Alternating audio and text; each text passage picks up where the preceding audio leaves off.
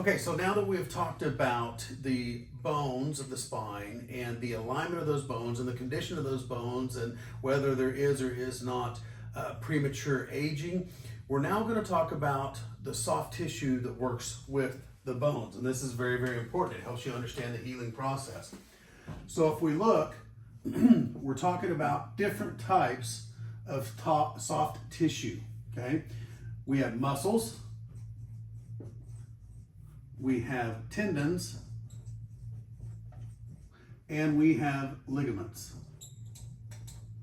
Now there's a lot more soft tissues in the body than that, but these are the three that we want to talk about for this here specifically. So with the muscles, let's talk about the curves that we saw in the x-rays in the spine.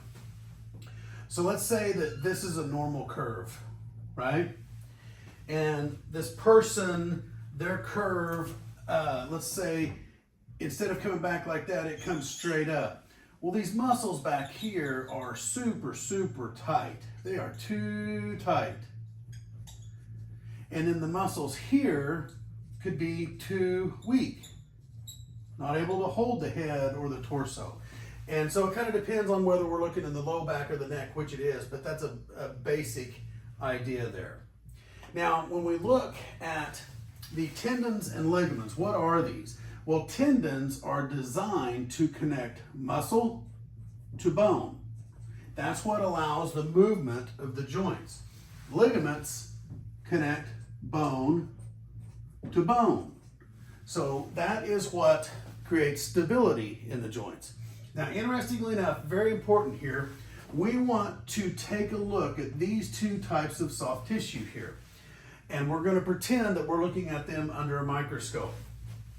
Interestingly enough, if you look at this soft tissue in the tendons and the ligaments, they're aligned kind of like that, kind of like looking at a chain link fence. So if you can remember playing with Chinese finger cuffs, you stick your fingers in there and the harder you pull, the tighter they suck down. It's because they're meshed together just like that, and they're supposed to move just like this, like the soft tissue in the tendons and the ligaments. Now, unfortunately, the soft tissue can be damaged. And it could be a major trauma like an athlete that tears their ACL in their knee.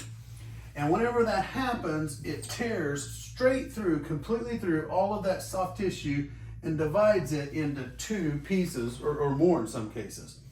Well, that's obviously a surgical correction. It's not something that we do here. So the surgeon goes in here and he stitches all this back together or replaces it or whatever they have to do.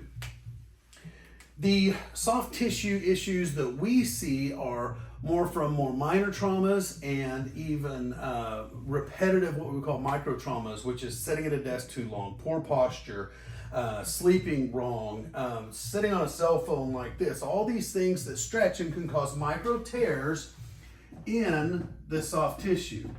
Now the body's real smart and it does what it needs to do to try to heal this. So all the blood flow takes to it, and from all the fluid around here, they get the healing materials that are supposed to repair this soft tissue. So it's very important to understand here that for this soft tissue to heal properly, this movement, this correct and proper movement has to be occurring.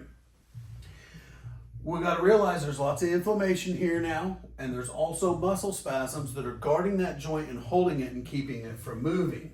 And whenever that does that and that proper motion is not there, then these healing components get laid down on these tears randomly, kind of like rubber cement, right?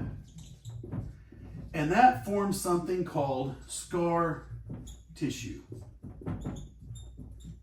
So I want you to think about a scar that you either have on your body or have seen someplace else. If you got to go grab somebody and look at their scars, then let's do it. So let's compare the difference between healthy tissue and scar tissue. So this right here, this red line is going to represent a scar. It is scar tissue, like a cut in your arm or something like that.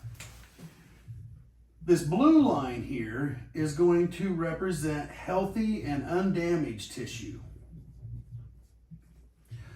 So now that you've got the scar there that you could look at, you look at the scar and compare it to the healthy tissue. Now, do they look different? They absolutely do, right? And if you were to run your finger over the scars and the healthy tissue, you would notice that the healthy tissue and the scar tissue feels different. You know, this one's usually kind of bumpy or something like that.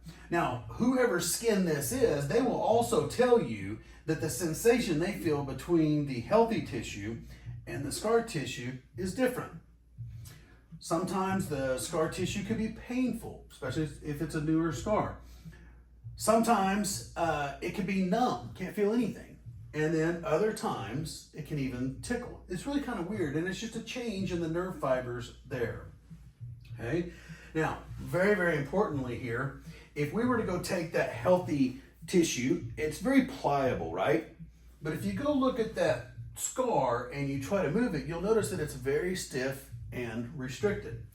So that's what's happening here in all of these areas, in these micro tears in this soft tissue, is that there's scar tissue in there. And that's one of the reasons why people can't look to one way or up or lean or what have you, because their soft tissue is restricted in movement. Next thing we're going to talk about is how to heal this and make it work.